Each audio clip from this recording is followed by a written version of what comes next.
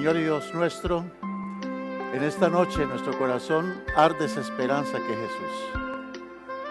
Te suplicamos que seas con nosotros al estudiar tu palabra. Que las amonestaciones que tu palabra nos da, las aceptemos aún con gozo en nuestro corazón. Que estemos dispuestos a vivir a la altura de lo que tú pretendes, de lo que tú quieres de nosotros. Que tu Espíritu hoy nos ilumine al hablar y al tratar de entender, pero sobre todo que produzca la acción en nuestras vidas. Trae con bien a uno de los que vienen en camino. Lo rogamos en el nombre de Jesús. Amén, Señor. Amén. Siéntese, por favor.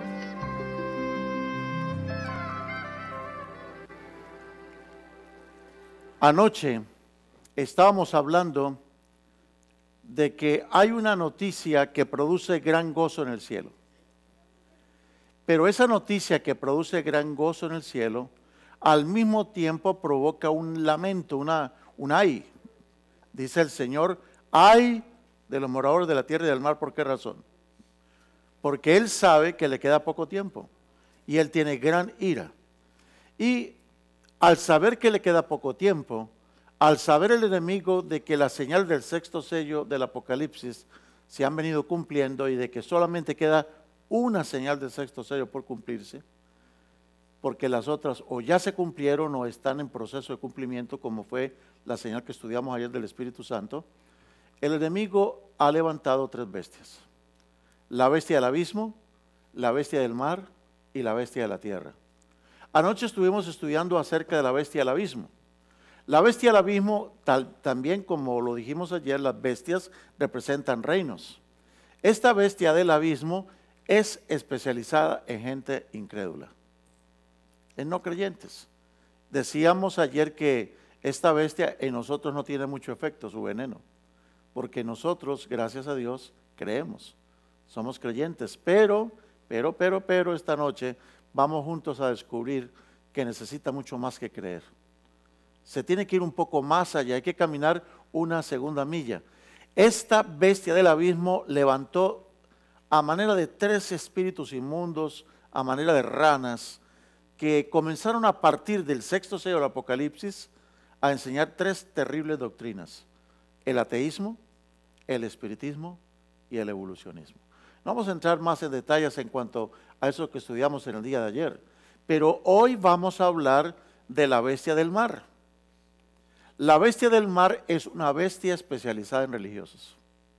Esta es la que nos preocupa, porque el enemigo va a hacer lo que nadie se imagina que se podría hacer. Por ejemplo, el enemigo es capaz de hacer que la gente se pierda asistiendo a una iglesia. Ahí es donde está la gran astucia del diablo. Por eso es que es tan inteligente, es tan astuto, porque él puede hacer que una persona se pierda y no le importa que vaya a la iglesia. Tú puedes ir a la iglesia y el enemigo va a hacer que te pierdas. De modo que esta noche estamos aquí para ver de qué manera el enemigo ha tratado de utilizar gente religiosa para hacerla perder. Cuando tú leas en la Biblia la bestia del mar, entiende que tiene muchos apodos, muchos nombres. Por ejemplo, se le conoce en Daniel 11 como el rey del norte. Se le conoce en Daniel 7 y 8 como el cuerno pequeño. Esa es una de las identidades más escabrosas de todas, el cuerno pequeño. En segunda de Juan se le llama el anticristo. En Apocalipsis 17 y Apocalipsis 18 se le llama Babilonia. En Apocalipsis 17 también tiene otro nombre, la gran ramera. Y en segunda Tesalonicenses 2, que es uno de los nombres que hoy vamos a desenmascarar perfectamente, se le conoce como hombre de pecado o el hijo de la perdición o el inicuo. Esos son los últimos tres nombres. Estos son los nombres de uno y un mismo personaje. Este personaje es así como el engendro, como la simiente del demonio en la tierra. No es que el demonio haya tenido hijos, pero este es como su hijo adoptivo. Es su simiente o su engendro aquí en la tierra. Ahora, esta bestia del mar es un reino religioso. Mientras el otro reino es ateo, la bestia del abismo que estudiábamos en el día de ayer, esta bestia del mar es religiosa. ¿Por qué sabemos de qué es religiosa? Porque noten ustedes lo que dice en Apocalipsis 13, que cuando abre su boca, la abre ¿en qué? en blasfemias contra Dios y se especializa en santos. Dice Apocalipsis 13, el versículo 7, que le es permitido, Dios le permitió que le hiciera la guerra a los santos e incluso que los venciera. Esta bestia es un reino religioso muy, pero muy poderoso. Se conoce, lo mencionamos hace unos instantes, con un nombre especial. Se le conoce como el cuerno pequeño. Ahora, ¿por qué sabemos de qué es el cuerno pequeño? Pues por las obras. Hace lo mismo que la bestia del mar. De modo que si la bestia del mar hace 3 cosas y esas mismas 3 cosas las hace el cuerno pequeño, ¿a qué conclusión llegamos? Que son el mismo personaje. Miren ustedes lo que dice que hace el cuerno pequeño, esto en Daniel 7:25. Pero aquí en Daniel 7:25 nos va a agregar un detalle muy importante para entender el tema de esta noche. Allá dice en Daniel 7:25 de que habla palabra contra ¿quién? Contra el Altísimo. Persigue a los santos. ¿Qué es lo que hacía la bestia del mar? Esas 2 cosas. La bestia del mar habla blasfemias contra Dios. Aquí dice que habla palabras contra el Altísimo. Lo mismo. Leíamos ahora en Apocalipsis 13 de que la bestia del mar le hace guerra a los santos y los vence. Y estamos leyendo aquí en Daniel 7:25 de que el cuerno pequeño persigue a los santos. Pero Daniel 7 nos va a agregar un detalle muy importante y ojo, nos vamos a llevar tremenda sorpresa. Muchos ni siquiera se lo habían imaginado. Incluso va a decir algo que va a escandalizar un poco. Hay gente por allí que anda enseñando sin querer que Cristo es el cuerno pequeño. ¿Pero por qué? ¿De dónde? Pues por lo siguiente que hace el cuerno pequeño. El cuerno pequeño cambia los tiempos y cambia la ley de Dios.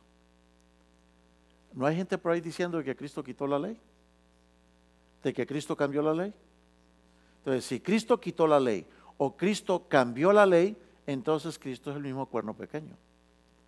Pero claramente nos está mostrando Daniel 7:25 de que el cuerno pequeño habla palabras contra el Altísimo, persigue a los santos del Altísimo y piensa en cambiar los tiempos y en cambiar la ley. Y ahora, ¿por qué la ley? ¿Por qué tenemos que hablar de la ley? Porque lamentablemente hay muchas personas que consideran todavía que la epístola de Santiago es una epístola de paja. Martín Lutero incluso llegó a decir que la epístola de Santiago era una epístola de paja. Y hay gente por ahí que dice, no entiendo por qué la epístola de Santiago está en el Nuevo Testamento. No debería ser parte del Nuevo Testamento, pero Santiago fue el líder de la iglesia primitiva. Y este Santiago, inspirado por Dios, escribió lo siguiente: porque cualquiera que hubiere guardado toda la ley y ofendiere en un punto, se hace ¿qué cosa? Se hace culpable de todos los puntos.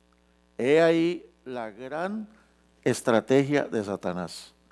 Hacer que la gente guarde todos los mandamientos de Dios, sean correctos, buenos padres, buenos hijos, buenos ciudadanos, buenos cristianos, entre comillas, que guarden todo, con tal de que fallen en un mandamiento.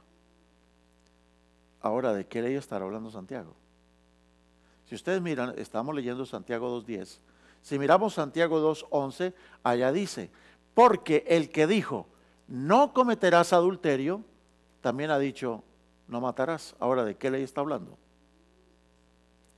¿De cuál ley estará hablando? Está hablando pues de los 10 mandamientos, claro, porque no matarás es el 6º mandamiento de la ley de Dios. Y no cometerás adulterio es el 7º mandamiento de la ley de Dios. Por lo tanto, ¿de cuál ley habla Santiago? Entonces podemos leerlo de otra manera. Podemos leerlo de esta manera, ¿qué tal? Porque cualquiera que hubiera guardado los 10 mandamientos, o sea, toda la ley, cualquiera que hubiera guardado todos los mandamientos, pero falla en uno de los 10, se hace culpable de todos. Porque el que dijo, no cometerás adulterio, también que dijo, no matarás. Ahora bien, si una persona, vamos a decir, no mata, pero comete adulterio, Dios lo considera transgresor ¿de qué? De toda la ley. Entonces, ¿dónde está la especialidad de la bestia del mar?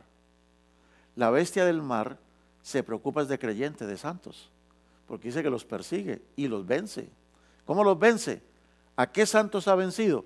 Ha logrado vencer a muchos santos con esta estratagema que él utiliza. Hacer que ellos crean que están cumpliendo la voluntad de Dios, que porque alaban a Dios, glorifican a Dios, van a la iglesia, no matan, no roban, no dicen mentiras, son correctos, son morales, pero el diablo los atrapó con un solo mandamiento, con uno solo les basta. Uno solito le va a bastar al diablo. ¿Y saben por qué el diablo eso? Porque el diablo hace eso, porque él sabe que cuando Dios juzgue a la gente, que estábamos estudiando ayer en el mensaje del primer ángel, temed a Dios y dale gloria porque la hora de su juicio ha llegado. Y cuando Dios vaya a juzgar a la gente, ¿en qué se va a basar para juzgarlos? Si no hay ley, ¿por cuál ley nos va a juzgar? Si no hay ley, no hay pecado. Y si no hay pecado, ¿para qué juicio? Entonces, dice Santiago 2:12, hablen lo que quiera. Así hablad y así haced, como los que habéis de ser juzgados por la ley. ¿Y cómo llama esta ley? La ley de la libertad. La misma ley que me declara libre, también podría ser la misma ley que me declara culpable. Cuando una persona es llevada ante un tribunal, lo juzgan de acuerdo a la ley de ese estado, a la ley de ese país. Si la persona no ha cometido una falta contra las leyes de ese país, de acuerdo a la ley, la persona queda libre. Para él es la ley de la libertad. Pero si se descubre que la persona ha defraudado en un punto a la ley de ese país, la ley que pudo haber servido para la libertad, ahora se convierte en la ley ¿para qué? Para la condenación. De modo que esta es la gran estratagema del demonio. Dice el apóstol San Pablo en la segunda epístola de Tesalonicenses 2. Quiero decirles que de todas las epístolas de Pablo, segunda Tesalonicenses 2 es la más agresiva. Es una bomba explosiva, es una bomba atómica, segunda Tesalonicenses. Todos los cristianos deberíamos entender muy bien esta epístola. Y sobre todo les recomiendo el capítulo 2. Porque el capítulo 2 dice más que muchos libros de la Biblia. Mire lo que va diciendo segunda Tesalonicenses 2:3. Él dice, no se dejen engañar por ninguna persona. Nadie os engañe en ninguna manera, porque no vendrá, aquí está hablando de Cristo, en el contexto habla de Jesús, porque Cristo no vendrá sin que antes venga, ¿qué cosa? La apostasía, y se manifieste ¿quién? Y se manifieste el hombre de pecado, el hijo de la perdición.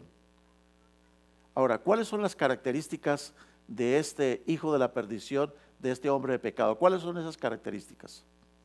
Pues las características, dice el versículo 4, es que este personaje se opone y se levanta contra todo lo que se llama ¿qué? Dios. Y momento subrayar. Él se opone especialmente contra todo lo que sea objeto de culto a Dios. ¿Estamos captando? Aquí Pablo nos está abriendo los ojos de par en par. Él está diciendo a los creyentes, abran el ojo. Dios nos está revelando en 2 Tesalonicenses 2 cuál es el gran engaño de Satanás en los últimos días. El engaño perfecto, vamos a decir la mentira perfecta. La mentira más poderosa del diablo va a hacer que gente estando en las iglesias se pierda. ¿Cómo? Pues alístense muy bien. Dice que se opone y se levanta especialmente contra todo lo que se llame Dios.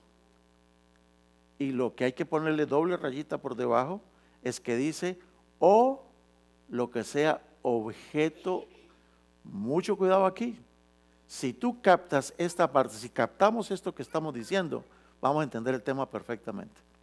Valió la pena haber venido, no perdimos el tiempo. Dice que este hijo de la perdición, el hombre de pecado, el apóstata, el inicuo, se opone a Dios, pero dice acá especialmente con algo, lo que sea objeto de ¿qué? De culto, objeto de culto a Dios. Lo que tenga que ver con el culto ¿a quién? A Dios. Y sigue diciendo tanto que se sienta en el templo de Dios como Dios. Por eso estamos diciendo de que esta bestia de la tierra, del mar, que aquí se le conoce como el inicuo, es religioso, es un reino religioso, porque dice que se sienta ¿dónde? No dice que se sienta en el infierno. Dice que se sienta ¿dónde? En el templo de Dios, como Dios, haciéndose pasar ¿por quién? Por Dios. O sea, no es con cacho, no es con cola, simplemente tiene una apariencia de santidad, es bien religioso, se sienta en el templo de Dios, vive en el templo de Dios, se hace pasar por Dios y estando en el templo de Dios, se opone a Dios, que es lo más increíble. Estando dentro de la iglesia, se está oponiendo a Dios, pero especialmente algo, a lo que tenga que ver con el ¿qué? Con el culto a Dios. Esa es la parte clave. Se opone a lo que tenga que ver con ¿qué? Con el culto a Dios. Esa es la parte. De ahí no nos desprendamos. No nos perdamos de ese concepto. Él se opone a lo que tiene que ver con el culto a Dios. Dice el versículo 8 de 2 Tesalonicenses 2, de que cuando este personaje que llamaba el hombre de pecado, el hijo de la perdición, se manifieste, se va a manifestar de una manera. Dice, entonces será manifestado aquel que inicuo. El inicuo. Ese nombre es tremendo. Si yo preguntara a ustedes qué significa la palabra inicuo, ¿qué me dirían? ¿Qué es un inicuo? Esa palabra en español no dice mucho. Bueno, sí, dice que es un malo, es perverso. Eso quiere decir inicuo en español. Inicuo quiere decir que es malo, que es bien malo, es perverso. Por eso es un inicuo. Pero es que en el idioma original no dice así. ¿Cómo dice en el idioma original? Dice que a ese inicuo, subrayenlo, el Señor lo va a matar con el espíritu de su boca y lo va a destruir con el resplandor de su venida. Cuando Cristo venga, Él vendrá derechito a matar al inicuo. Dice que lo matará. Cuando venga por segunda vez, lo matará con el espíritu de su boca, con el resplandor de su venida. Pues bien, la palabra inicuo en el idioma griego se dice anomos. Momento de tomar apuntes. ¿Qué significa la palabra anomos? Esa es una palabra compuesta, en donde la palabra, la partícula a quiere decir sin. Y la palabra nomos pues significa ley. Oh, entonces, ¿quién es el inicuo? El inicuo es el que es sin la ley. ¿Estamos captando? ¿Quién es el inicuo? Oiga, es muy diferente decir inicuo a decir el que es contrario o sin la ley de Dios. ¿Notan ustedes cómo cambió el significado? Si alguien dice, uy, ese es muy inicuo, quiere decir es muy malo. Pero si a ti te dice, no, es que ese es un anomos, es alguien sin la ley de Dios, wow, eso cambió completamente la visión. Hoy mucha gente anda diciendo, ya no estamos bajo la ley. ¿Cómo se diría en griego no ley? Anomos. Algunos andan enseñando en los púlpitos anomía. Están enseñándole a la gente desde los púlpitos a vivir sin la ley de Dios, ignorando la ley de Dios. Por eso le estoy diciendo, 2 Tesalonicenses 2 es una bomba atómica. Es uno de los capítulos más poderosos del Nuevo Testamento, porque aquí nos identifica exactamente la principal característica del anticristo. El anticristo se especializa en creyentes, pero él ha hecho que los creyentes sean anomos, sean sin la ley. Atacan la ley, se ponen violentos con la ley de Dios. Y muchos de ellos no entienden por qué son tan violentos contra la ley de Dios, por qué se oponen tanto, por qué se molestan tanto contra la ley de Dios. Es que no ley en griego se dice anomía, no ley, sin ley, anomos, iniquidad, en otras palabras. 2 Tesalonicenses 2:4 ahora vamos a relacionar su nombre inicuo, anomos, con lo que él hace. El que es sin la ley, el anomos, el inicuo, el que es sin la ley, se opone a lo que tenga que ver con el culto a Dios. A ver, es sin la ley, es contrario a la ley de Dios, es sin la ley, pero especialmente con aquello que tenga que ver con el culto a Dios. ¿Estamos captando? ¿Estamos captando la conexión o no? Es sin la ley, es enemigo de la ley, es contrario a la ley de Dios, pero especialmente con aquello en la ley que tenga que ver con ¿qué? con el culto a Dios. ¿Será que en la ley de Dios hay algunos mandamientos que tienen que ver con el culto a Dios? Pues claro, allá captamos por qué es la molestia con ciertos mandamientos de la ley de Dios. Déjenme decirle, hermanos, amigos, que el mayor atentado que se ha cometido no ha sido contra las Torres Gemelas en Nueva York. Este fin de semana que pasó estaba en Nueva York y estuve en la zona cero. De verdad que da tristeza. Si ya no se ve por ahí todavía restos, ya no se ven restos de las torres gigantes, aunque de las Torres Gemelas, aunque acaban de descubrir que en los basureros hay restos humanos todavía de las Torres Gemelas. Imagínense ustedes. Ese dolor tan impresionante.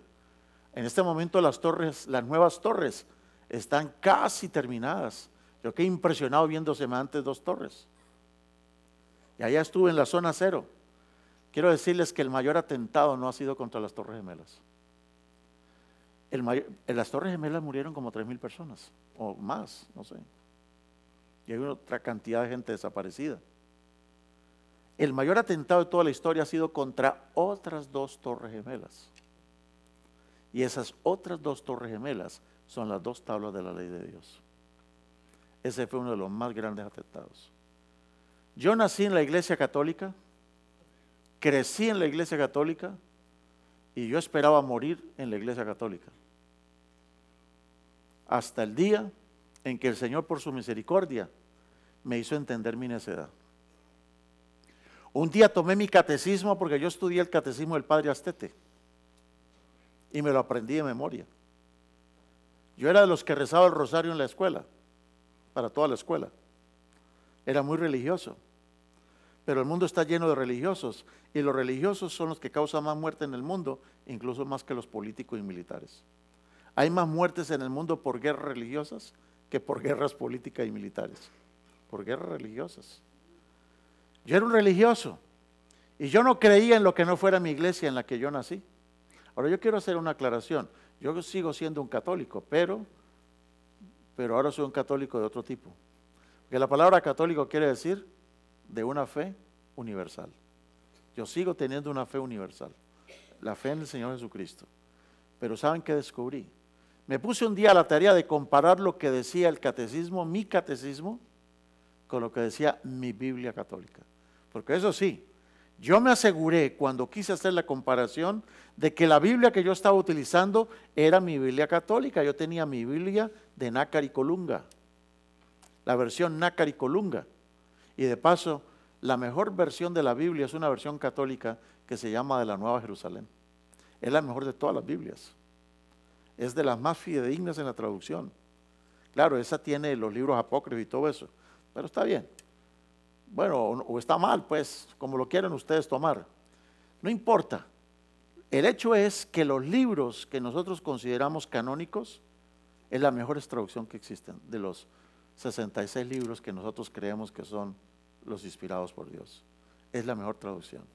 Y me tomé la tarea de comparar lo que decía la Biblia con el catecismo. A ver, ¿cuántos aquí o allá que nos ven por la televisión o nos van a ver un día, cuántos aquí somos o venimos de un extracto católico? Yo creo que todos nos aprendimos los mandamientos de la ley de Dios. A ver, vamos a decir los mandamientos de la ley de Dios. A ver, los católicos, ¿cómo dice? Número 1. Uy, va a tocar que mandarlos a catequesis otra vez. ¿Qué pasó? Estábamos en la iglesia católica y no sabíamos ni los mandamientos. ¿Qué pasa? Mandamiento número 1. Amar a Dios sobre todas las cosas. Segundo, no jurar su santo nombre en vano. Tercero, santificar las fiestas. Cuarto, honrar a padre y madre. Quinto, no matar. Sexto, no fornicar. Esos son los mandamientos que aprendimos en la iglesia católica. Pues bien, hermanos, yo dije, yo quiero comparar mi catecismo, pero con mi Biblia católica. Con todos los libros completitos yo decía. Y bueno, abro la Biblia en Éxodo capítulo 20 y descubro que en Éxodo 23 dice, no tendrás dioses ajenos delante de mí. Y yo miro mi catecismo, ¿y qué dice mi catecismo? Amar a Dios sobre todas las cosas. ¿Es lo mismo? Sí, más o menos es lo mismo, son las mismas palabras.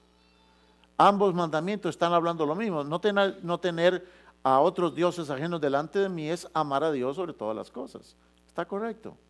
Ahora voy a mi Biblia.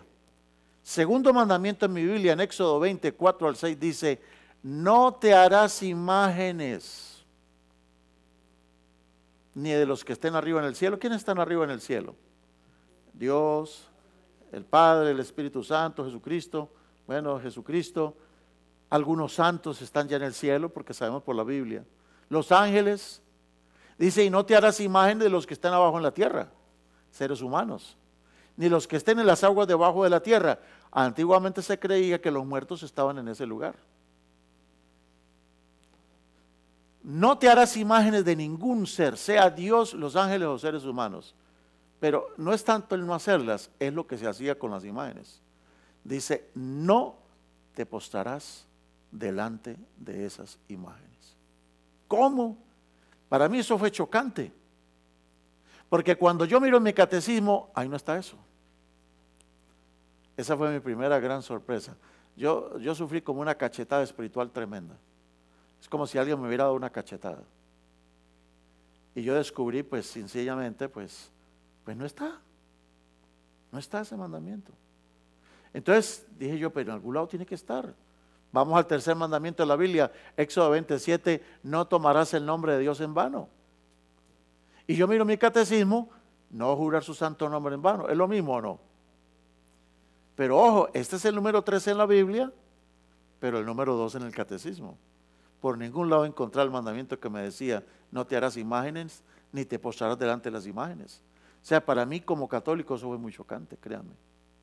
Cuarto mandamiento, veo en mi Biblia católica de Nácar y Colunga, o de Félix Torres Amat, o la Biblia de las Américas, o la Biblia de la Nueva Jerusalén, dice, acuérdate del sábado para santificarlo. Lo dice por el nombre del sábado para santificarlo. 6 días trabajarás y en ellos harás todas tus obras. No harás en él trabajo alguno, ni tú, ni tu hijo, ni tu hija, ni el babysitter, ni el criado, ni la criada, ni siquiera la bestia de carga que usted tenga. Ese es un día libre, un día de descanso. Y dice, ¿por qué? Porque en 6 días creó Dios los cielos y la tierra y el mar, y el séptimo día descansó. Ahí no dice que el sábado es el primer día de la semana, dice que es el séptimo día. ¿Por qué hago esta aclaración? Porque hoy en los catecismos modernos dicen de que el sábado es el domingo. Entonces, ¿cómo es eso que el sábado es el domingo? Que el día de reposo es el domingo. Pero la Biblia no dice eso, el domingo es el primer día. Y en la Biblia dice que es el séptimo día, no el primero. Acuérdate del sábado para santificarlo. Y cuando yo veo mi catecismo, resulta que no dice así como dice la Biblia. Y esa fue una segunda bofetada que me dieron a mí. Segundo golpe que me dieron en mi cara. Porque en el catecismo dice, tercer mandamiento, santificar las fiestas. ¿Cuáles fiestas? Pues la fiesta de todos los santos, la fiesta de los inocentes, la de los muertos, la fiesta de San Juan, la fiesta de San Pedro, la fiesta de la Sagrada, de la Inmaculada Concepción, la fiesta de la Asunción de María, en fin, tantas fiestas, la de la Guadalupana, de la Virgen del Carmen, tantas fiestas, santificar las fiestas, la fiesta de San Judas Tadeo. Pero la Biblia no dice así, dice acuérdate del sábado para santificarlo. Y la razón que Dios da para que guardemos el sábado, Él dice, guarden el sábado, ¿por qué razón? ¿Para que se salven? No. Dice, para que ustedes reconozcan que yo fui el que creé los cielos, la tierra y el mar. Esa es la razón. No es por otra razón. De modo que para mí fue frustrante. Y seguí con mi Biblia católica, dice el quinto mandamiento, honra a tu padre y a tu madre. Y miro en mi catecismo, ese es el número 4, no el quinto. Es el cuarto, honra a tu padre y a tu madre. Y voy a mi Biblia, número 6, no matarás. Ese es el número 5 en el catecismo. Número 7, no cometerás adulterio. Ese es el número 6 en el catecismo.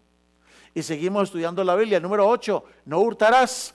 Ese es el número 7 en el catecismo. Número 9, no hablarás contra tu prójimo falso testimonio. Ese es el número 8 en el catecismo. Entonces, ¿qué problema estaba teniendo yo como católico? En la Biblia no queda sino un mandamiento, porque son 10 o no, y ya van 9 en la Biblia. Pero en mi catecismo llevo ¿cuántos? 8. ¿Y ahora cómo la vamos a hacer? Créame que yo me asusté. ¿Será que se inventaron otro mandamiento que no estaba en la Biblia? Y entonces yo con emoción, con desesperación, con angustia, abrí mi Biblia y busqué el 10º mandamiento. Éxodo 20:17. No codiciarás la mujer de tu prójimo, ni los bienes de tu prójimo. Y ahora miro mi catecismo. Número 9, no desear la mujer del prójimo. Y número 10, no codiciar los bienes ajenos. Y dije yo, amén, son 10. ¿O no? Sí, ¿cómo que no? Son 10. No, pero lo que pasó fue que la primera mitad del último mandamiento de la Biblia se convirtió en el 9º mandamiento. Y la segunda mitad del 10º mandamiento de la Biblia lo volvieron el 10º. O sea, aquí nos damos cuenta que hay una mente que, esto no fue un error, esto fue algo hecho como a propósito, fue pensado, fue planeado. Y ya ven que como en la iglesia, nosotros en la iglesia católica, apenas hasta el siglo pasado, un poquito a mediados del siglo pasado, se nos permitió leer la Biblia. Al pueblo católico antes de Pablo VI no les era permitido leer la Biblia. Después del Papa Pablo VI se permitió, de acuerdo al Concilio Vaticano II, se permitió que el pueblo ahora podía leer la Biblia en su propio idioma. Pero habían pasado ya más de 1000 años. 1500 años habían pasado desde que se cambió la ley de Dios. Y en 1500 años nadie se dio cuenta. Nadie se dio cuenta que hicieron el cambio. Y pues la gente decía, no, los mandamientos son 10, ahí están 10 en el catecismo. Pero estamos dando cuenta de que hubo manipulación de la ley de Dios. Ahora, ¿nosotros tenemos la culpa como católicos? No. El pueblo no tiene la culpa. ¿Quién tiene la culpa? Pues los que lo hicieron. Pero el problema ahora es que nosotros, conociendo ahora la verdad, decidamos seguir desobedeciendo la verdad de Dios. Para mí fue terrible. Y a mí me tocó tomar una decisión. ¿Qué voy a hacer? Yo tomé la decisión de que iba a seguir siendo un católico, pero un católico que guardara los 10 mandamientos de la ley de Dios. Y ¿saben qué? 2 mandamientos realmente fueron cambiados. ¿Cuáles fueron los 2 mandamientos? El número 2 y el número 4. El número 2 que dice no te harás imágenes. Ese mandamiento fue eliminado. ¿Por qué? Porque en nuestra iglesia católica, en la iglesia católica, lo que más se venera son las imágenes. Están llenas de imágenes. De hecho, hay más templos consagrados a los santos y a las santas que a Cristo Jesús más. Y si no, saquen la lista de todos los templos católicos en la ciudad a ver cuántos templos están dedicados a Cristo Jesús y cuántos están dedicados a los santos, a las santas y a la Virgen. ¿Cómo se llaman los templos católicos? La mayoría de los templos llevan el nombre de un santo. En las iglesias están llenas de imágenes y la gente no le rinde culto, dicen ellos, le rinden veneración u honra. Le ponen sus velitas, le ponen sus limonas, en fin. Y eso es horroroso porque Dios dice, no honres las imágenes porque eso es algo abominable delante de mí y los que hacen eso me aborrecen. Dice eso en la palabra de Dios, en el 2º mandamiento. Y el 4º mandamiento fue el otro mandamiento que fue cambiado y en su lugar se instituyó el domingo y las otras fiestas. Ahora, pregunta de los 10 millones. ¿Por qué no quitaron el mandamiento? ¿Por qué no cambiaron el mandamiento que dice no robarás? O aquel que dice no cometerás adulterio. Así las hermanas podrían tener más de un marido y no cometerían pecado. Las hermanas podrían tener 3 maridos y a ver quién las va a acusar. Si ese mandamiento no existe. Pero es que esos mandamientos no fueron los que el demonio cambió. ¿Cuáles fueron los mandamientos que el demonio cambió? El 2º y el 4º. A ver, ¿por qué creen que el 2º y el 4º?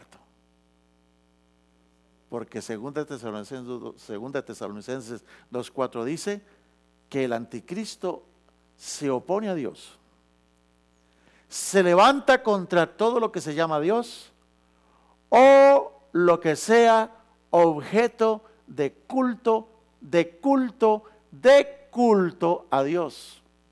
De los 10 mandamientos, ¿cuántos tienen que ver con el culto a Dios?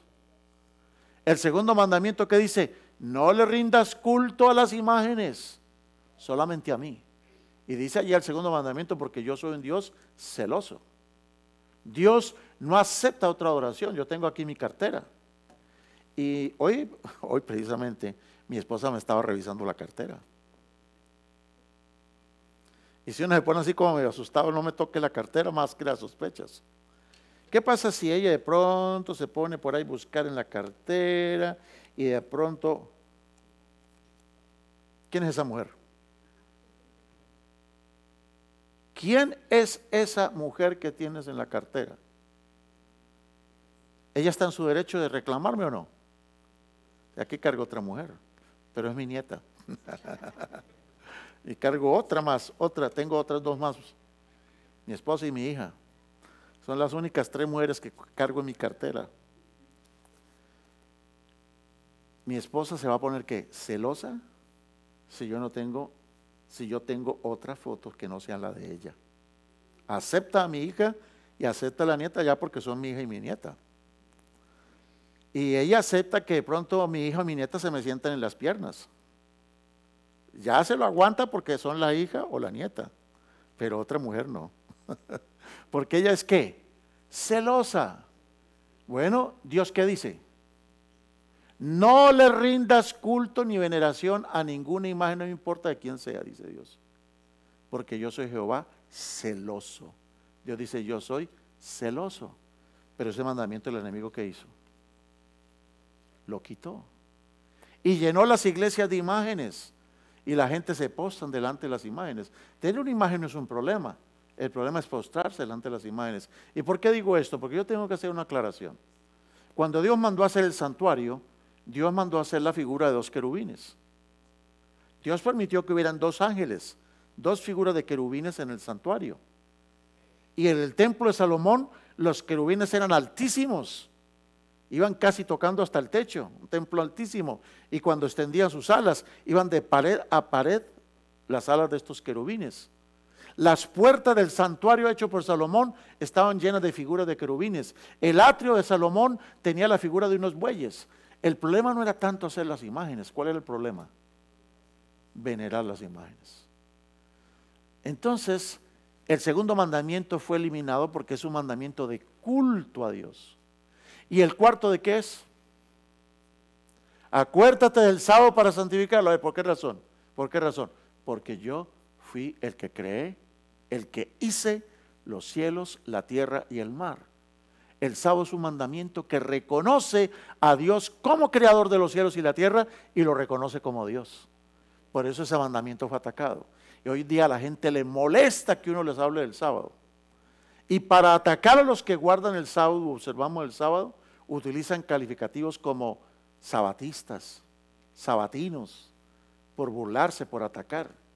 Pero no se dan cuenta de lo que están diciendo. Nosotros no guardamos, observamos el sábado para salvarnos por el sábado, porque el sábado a nadie va a salvar. Es Cristo el que salva, amén. Se observa el sábado solamente para reconocer que Dios es el creador de los cielos y la tierra. Santiago 2:10 dice, cualquiera que guardare toda la ley, pero ofendiere en un punto. A ver cómo le vamos a hacer. Yo voy a mi iglesia, vamos a las iglesias y en nuestra iglesia ¿qué hacemos? A ver, ¿estamos violando alguno de los 10? Durante 4 años en la radio, primero Radio Fortaleza, ahora en Radio Vida, hemos estado en los programas constantemente diciéndole a los hermanos a través de la radio que por qué nosotros juzgamos a los hermanos católicos porque ellos veneran sus imágenes. ¿Sabe por qué lo vamos a atacar a ellos? Total. Si Cristo quitó la ley, ¿cuál es el problema con ellos? ¿Por qué los atacamos si Cristo quitó la ley? Ah, pero los atacamos. ¿Y por qué nosotros no nos miramos la viga que tenemos en el ojo? Andamos violando el sábado, que es tan santo como el mandamiento que dice, no te hagas imagen ni te postres delante de ellas. ¿Cuál de los 2 mandamientos es más santo? Ambos son igual de santos. Por eso dice la Escritura, cualquiera que guardare toda la ley, pero ofendiere en un punto, se hace culpable de todos. ¿Qué ha logrado el diablo? Yo les dije a ustedes que la bestia del mar era especialista en gente religiosa, especialista en religiosos. Entonces estamos notando iglesias llenas de gente, pero gente violando o el cuarto mandamiento, o el segundo y cuarto mandamiento, o todos. Porque están con la teoría de que ya no existe la ley. Pero acuérdense ustedes que en griego, ¿cómo se dice sin ley? Anomía. Sin ley en griego, ¿cómo se dice? Anomía. Eso en español, ¿cómo sería? Iniquidad. Andan enseñando la iniquidad. Recordemos las recomendaciones, las advertencias de la palabra de Dios en Santiago 2:12, cuando dice: así hablad y así haced como los que habéis de ser juzgados por la ley de la libertad. Asegurar que Cristo cambió la ley, o que Cristo clavó la ley o la quitó, es una gran blasfemia. Recuerden las palabras de Jesús en Mateo 5, 17 y 18. No penséis. ¿Se acuerdan cómo dice Daniel 7:25? Daniel 7:25 dice que el cuerno pequeño habla palabras contra el Altísimo, hace guerra a los santos del Altísimo y pensará en cambiar los tiempos y en cambiar la ley. Pensará en cambiar la ley. ¿El cuerno pequeño qué? Daniel 7:25 pensará en cambiar la ley. ¿Y qué dice Jesús en Mateo 5:17? No penséis que yo soy el que he venido a cambiar la ley. No me confundan. Yo no soy el cuerno pequeño, tengan cuidado. No cometen esa blasfemia. Decir que Cristo es el cuerno pequeño, aunque tú no lo digas con tus palabras, pero lo das sobreentendido, es una blasfemia. Decir que Cristo clavó la ley, que Cristo quitó la ley, hay que ser muy cuidadosos, porque hay que entender qué fue lo que Cristo realmente quitó en la cruz. Jesús dice: no penséis que yo he venido para abrogar la ley de los profetas. Yo no he venido para abrogar, sino ¿para qué? Para cumplir. Porque de cierto os digo, hasta que perezca en el cielo y perezca la tierra, ni una jota, ni una tilde. ¿Cuán grande es una tilde? Chiquitita. Ni siquiera una tilde pasará, perecerá de la ley. ¿Quién escribió la ley de los 10 mandamientos? ¿Quién la escribió? ¿Moisés? Dios con su propio dedo escribió los 10 mandamientos. Ni siquiera fue Moisés. A ver, Dios lo escribió con su propia letra. Un día vamos a ver esas tablas de piedra nosotros. Un día las vamos a ver. Las vamos a ver. Y vamos a ver cómo es el manuscrito de Dios, cómo es la forma de escribir de Dios. Dígame, ¿quién se atreve a corregirle la ortografía a Dios?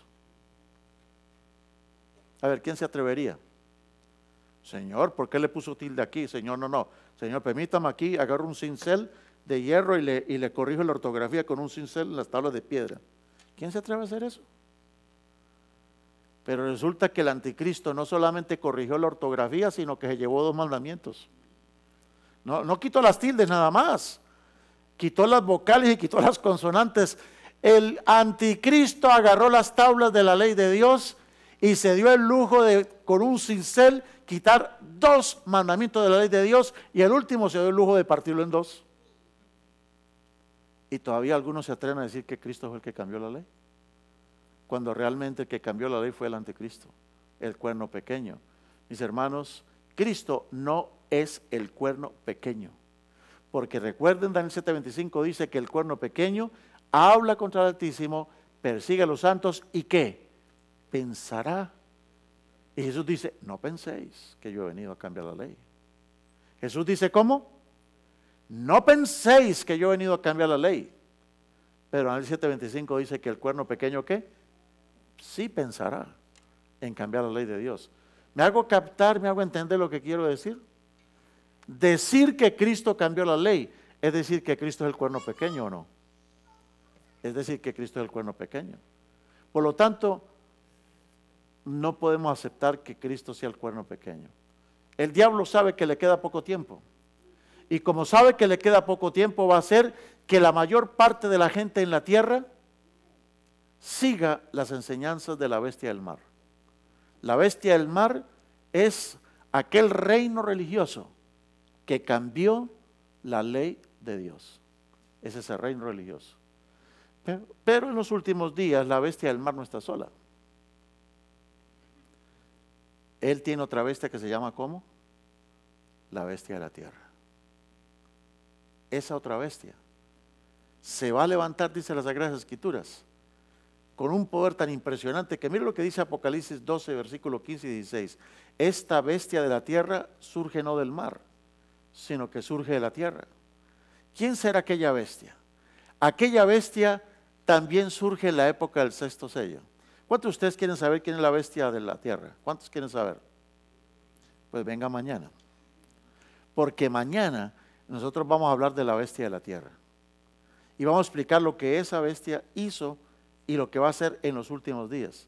Pero entonces hagamos un resumen, saquemos una conclusión de lo que hemos visto hasta este momento. Satanás levantó en la época del sexto sello del Apocalipsis. ¿Se acuerdan por qué sabemos que es el sexto sello del Apocalipsis? Porque en la época del sexto sello del Apocalipsis se cumplen 6 señales. ¿Cuáles son las 6 señales del sexto sello del Apocalipsis? Si ustedes lo buscan al sexto sello del Apocalipsis, allá claramente en Apocalipsis 6 dice de que la primera señal es un gran terremoto. Ese gran terremoto se cumplió en 1755. Dice el sexto sello del Apocalipsis que el sol se oscurecerá. Y esa señal se cumplió en 1780 cuando el sol se oscureció. Y la oscuridad duró todo el día. Ya se estudió eso. La tercera señal del sexto sello es la caída de las estrellas. Y esa señal ya se cumplió, 13 de noviembre de 1833. La cuarta señal que ya se cumplió fue el fin de la gran tribulación que hemos interpretado, conocido como la Gran Inquisición. Una persecución que duró 800 años. Por eso se llama una gran tribulación. Fueron 800 años de inquisición, de persecución. Y la Inquisición termina oficialmente en 1843. La quinta señal del sexto sello lo vimos ayer. Dios derrama su Espíritu Santo y va a hacer que los hijos y las hijas, siervos y siervas, comiencen a profetizar. Esa señal comienza a cumplirse en 1844, cuando se comienza a proclamar en el mundo el mensaje de los 3 ángeles. Falta una señal nada más. Y es cuando la luna, el sol y las estrellas sean sacudidas de tal manera que provoquen una catástrofe impresionante en la tierra, que lo único que se compara a esa catástrofe es lo que la Biblia habla en Apocalipsis, sobre la Apocalipsis 16, las 7 plagas finales. Las 7 plagas finales están muy conectadas con eso que va a pasar con el sol, la luna y las estrellas. El demonio sabe que de las 6 señales del sexto sello, 4 se cumplieron ya y hay una quinta en cumplimiento, el derramamiento del Espíritu Santo. Y él sabe que falta una nada más. El demonio no se va a quedar quieto. Y por eso ayer estudiamos que levantó a la bestia del abismo. Esa bestia que llenó al mundo de teorías ateas, como cuáles: el materialismo, el espiritismo, el evolucionismo. Hoy acabamos de ver que entonces levanta la bestia del mar, y la bestia del mar se especializa en gente religiosa. Él logró que los mandamientos de la ley de Dios hayan sido ¿qué? Cambiados. Él los cambió. Pero lo más terrible es que las iglesias protestantes en el mundo, las que surgen y sobre todo tienen un reavivamiento en el tiempo del sexto sello, estas iglesias, lejos de reconocer los mandamientos de la ley de Dios, se han, vamos a decir, se han puesto en la tarea de demostrar que la ley ya no existe y se han dedicado a atacar la ley de Dios. Atacan, hay iglesias que en lugar de predicar a Cristo, lo que predican es un ataque a la ley de Dios. Y todo eso lo está haciendo el demonio con la bestia del mar. Pero él ha de levantar una bestia y se llama la bestia de la tierra. Esta bestia de la tierra es la que va a poner la marca de la bestia, la del 626. ¿Ustedes quieren saber cuál es el 626 y todo eso? Tiene que venir mañana, porque mañana nosotros estaremos viendo eso. Pero yo no quiero terminar mal el tema esta noche. Yo quiero terminar con unas buenas palabras. Yo quiero terminarles el tema con buenas noticias. Dios tiene un pueblo en esta tierra que es un pueblo que se deleita en la ley de Dios, que no usa la ley de Dios como un argumento para salvarse, porque si la ley fuera nuestro medio de salvación, ya estamos todos perdidos. Ninguno de nosotros, por más de que se esfuerce, podrá utilizar sus obras como algo que lo recomiende delante de Dios. No somos salvos por obras. Pero acuérdense que la fe también sin obras es muerta. No somos salvos por obras, pero tampoco seremos salvos en desobediencia. Dios tiene en la tierra un pueblo que cree que los mandamientos de Dios son vigentes. Y eso lo dice Apocalipsis 14:12, lo dice el mensaje del tercer ángel. ¿Qué dice el mensaje del tercer ángel? Dice, si alguno adora a la bestia, Apocalipsis capítulo 14, versículo 8 al 12. Versículo 14, 9 al 12. ¿Qué dice? Si alguno adora a la bestia o a su imagen y recibe la marca en la frente o en la mano, el tal beberá el vino de la ira de Dios, que será vaciado sin misericordia, y no tendrán reposo ni de día ni de noche los que reciban la marca de la bestia. Pero dice el versículo 12, pero aquí está la paciencia de los santos. ¿Y quiénes son los santos según Dios? Los santos según Dios, Apocalipsis 14:12, son los que guardan los mandamientos de Dios y tienen la fe de Jesús. Guardan los mandamientos de Dios y ¿qué más? Y tienen la fe de Jesús. Con razón el Salmo 1. El Salmo 1 de los salmos más preciosos, el Salmo 1. Porque el Salmo 1 identifica a los dos grupos. ¿Qué dice el Salmo 1? ¿Cómo comienza el Salmo 1? Bienaventurado el varón que no anduvo en consejo de malos, ni anduvo en camino de pecadores, ni en silla de escarnecedores se ha sentado, sino que en la ley de Jehová está su delicia. La ley de Dios es una delicia, pero no es el medio de salvación, pero es una delicia. Nosotros tenemos que decir, como el Señor Jesús, Señor, el hacer tu voluntad es nuestra delicia.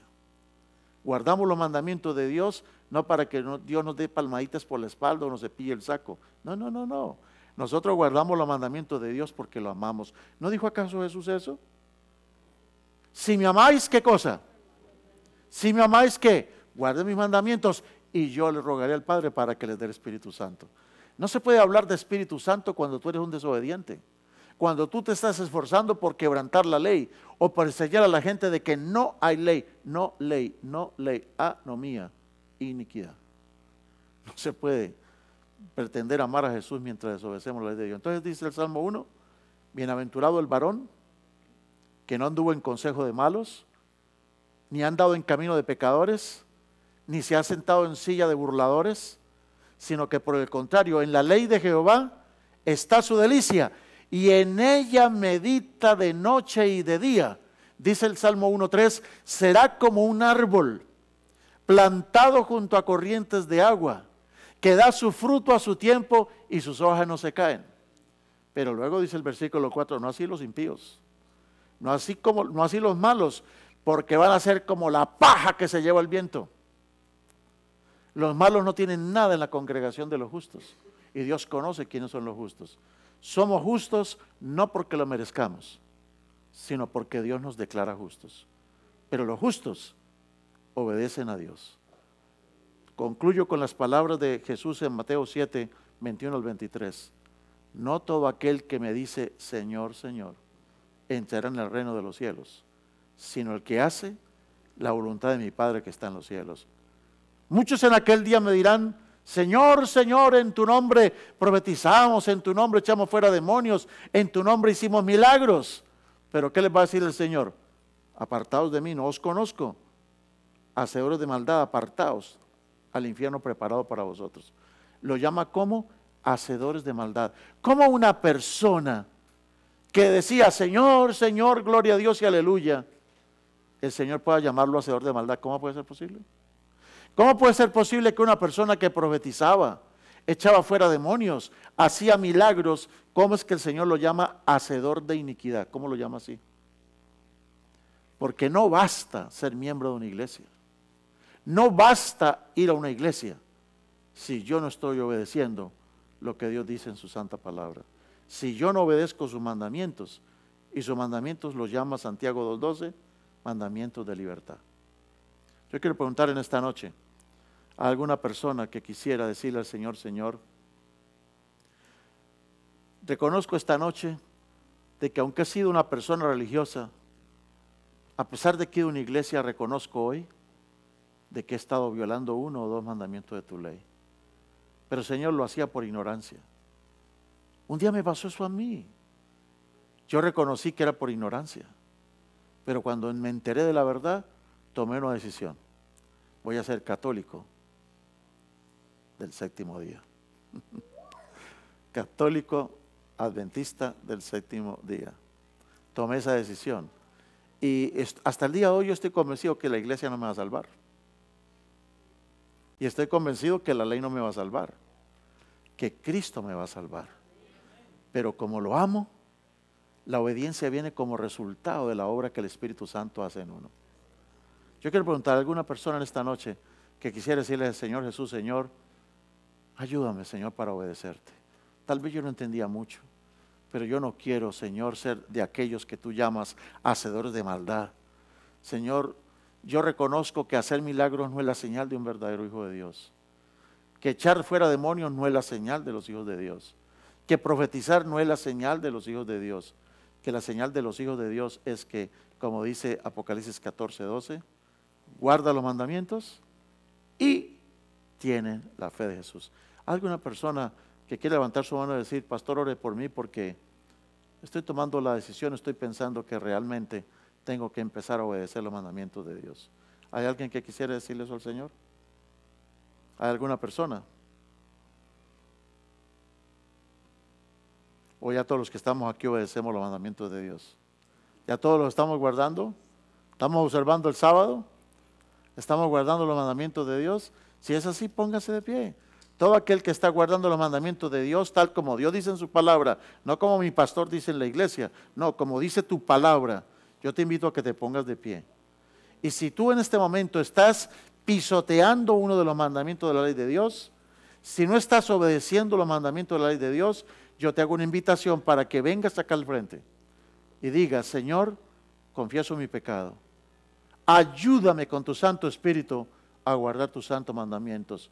Yo quiero guardar tus mandamientos no para salvarme por eso, no, porque soy salvo en Cristo, porque te amo, guardo tus mandamientos. ¿Hay alguna persona que, de los que está de pie, que reconoce que ha violado el sábado tal vez, o venera imágenes, pero no lo sabía, pero hoy quisiera reconocer a Dios como creador del cielo y de la tierra observando el sábado? ¿Hay por lo menos una persona de los que está de pie que no observaba el sábado como Dios quería en su palabra? Si tú tienes a tu amigo ahí al lado, échale el brazo por encima y di: ven, yo te acompaño, ve al frente para que oren por ti. Yo no te estoy pidiendo en esta noche que te vuelvas adventista el séptimo día, no, no, no. Total, la iglesia no salva a nadie. Yo lo que te estoy pidiendo es: ¿qué cosa? Reconoce a tu Dios como tu creador. Y quieras o no quieras, el sábado es el mandamiento que reconoce a Dios como creador. Reconoce a Dios como tu Dios y ríndele tu vida. ¿Hay alguien que quisiera hacerlo? Vamos a orar. Padre, en esta noche, Señor, hemos visto cómo el enemigo ha hecho cosas terribles. Y él ha sumido a gran parte de los cristianos en el mundo. Increíble, Señor. Yendo a la iglesia y pisoteando los mandamientos de Dios. O enseñándole a otras personas a que violen la ley de Dios o a que la ignoren. Pero tú sabes, Señor, que hay dos mandamientos en especial que son los que causan gran controversia en el mundo cristiano. El segundo mandamiento, que prohíbe la veneración de las imágenes, y el cuarto mandamiento, que ordena descansar el séptimo día en sábado. A estos dos mandamientos ha habido gran oposición de muchas iglesias en el mundo, de muchos religiosos. Pero como bien le decía Pedro a los sacerdotes en aquel tiempo: Señor, es necesario obedecer a Dios antes que a los hombres. Permite que todos los que estamos aquí tomemos la decisión, aunque no entendamos mucho. Tu Espíritu nos va a guiar a la verdad, yo lo sé. Pero por lo menos ayúdanos a tomar la decisión de obedecerte a ti antes que obedecer a los hombres. Ayúdanos a deleitarnos en tu ley. Que tu ley sea nuestra delicia, como dice el Salmo 1. Ayúdanos, Señor, a guardar tus mandamientos porque te amamos. No guardamos los mandamientos para que nos ames. Porque te amamos es que guardamos los mandamientos. Ayúdanos, oh Dios, a hacer tu voluntad y a no contentarnos simplemente con ser miembros de iglesia, sino estar seguros de que estamos haciendo tu voluntad. Si hemos enseñado anomía, si hemos enseñado en algún momento de que no hay ley, anomía, perdónanos, Señor, porque tu Hijo no es el cuerno pequeño.